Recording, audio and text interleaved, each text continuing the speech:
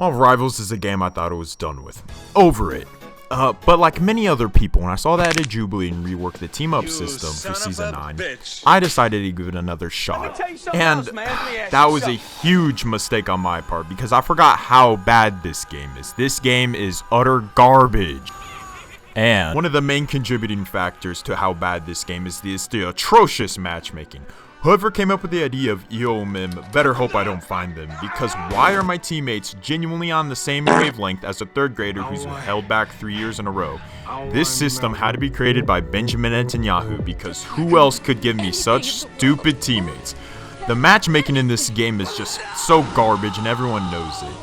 And if you're one of the nerds saying, well, that's a skill issue. I'm personally ranked Celestial too. Man, shut up! Why do I gotta be Sisyphus rolling my rank up this stupid game's metaphorical mountain along with my teammates?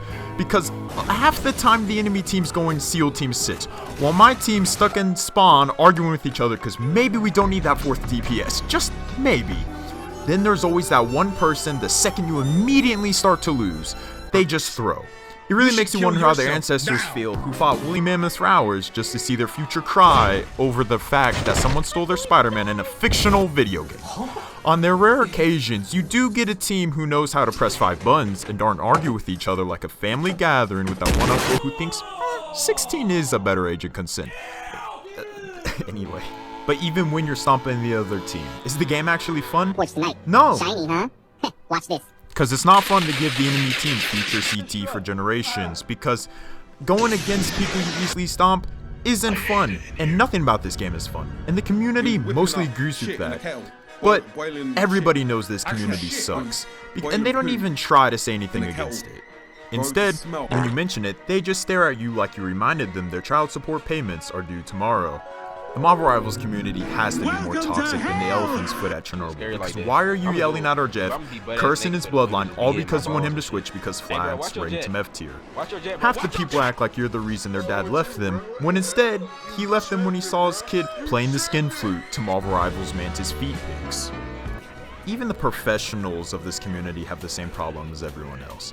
And that's where lobotomies actually work, except Flats. He's like the one exception, actually. Like, he makes good videos. But besides him, tell me why there's been like 3 tournament dramas. Maybe if Guang wasn't gooning, he could have some moderation in the events. But I don't blame the community for how they act, because you are a creature of your environment after all. And maybe if Guang wasn't in the Adam 22 chair for Gwenpool cosplayers, these people could be normal, but instead this community has a chronic gooning addiction. If you're active at all in the Marvel Rivals community, you know this community's cooked, because every single Instagram reel or YouTube short is about how porn addicted this community is.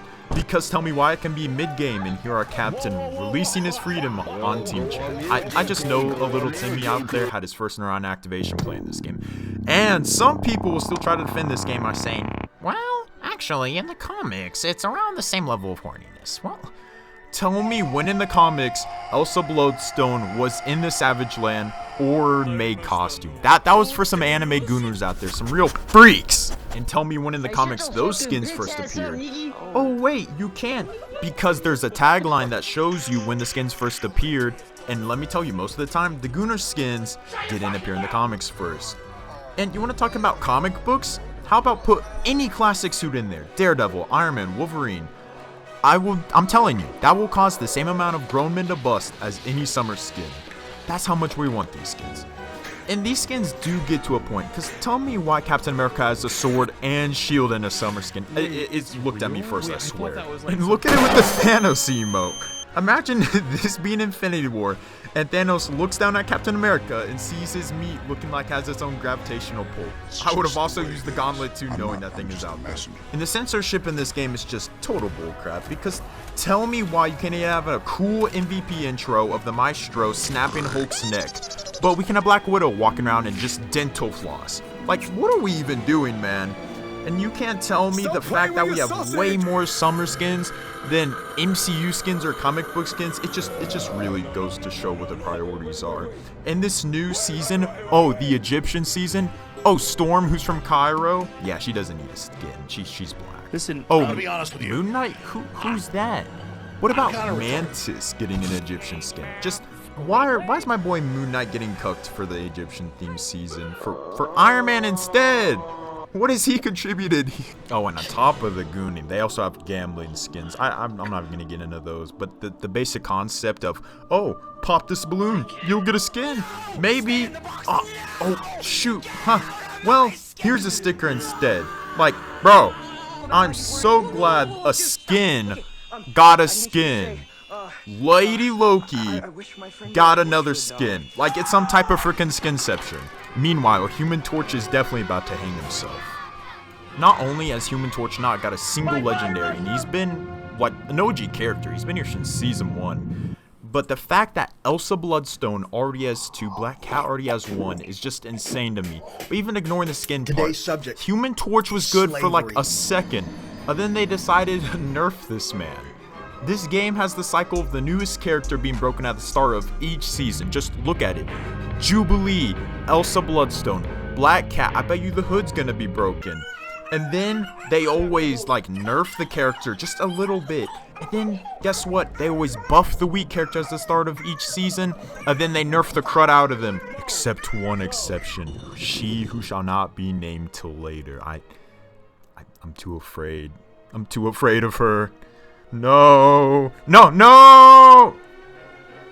And then the emergency patch is always just like patch stupid bull crud. I'm not gonna like, oh thank gosh you nerfed Black Panther. Oh wow, I was so worried about that. The balancing of this game just freaking sucks. Tell me why a support can deal as much damage as a DPS role. Like, that doesn't make any sense. It's in the name. Support. Support. They're meant to support the team, not be the team. How about we just have a Vanguard support next? Yeah, I'm sure that will go well. Look at Overwatch. I hope this game dies. I hope they put in a Vanguard strategist. You know what? I'm so glad Cloak and Dagger have 3 invincibility moves. Oh, now what's that? Oh, you can't play Atom or Ultron because they're stuck in this vault that only works if you have triple support? Aw, wow. Okay, I'm not gonna, like, the new team-up system is hot trash.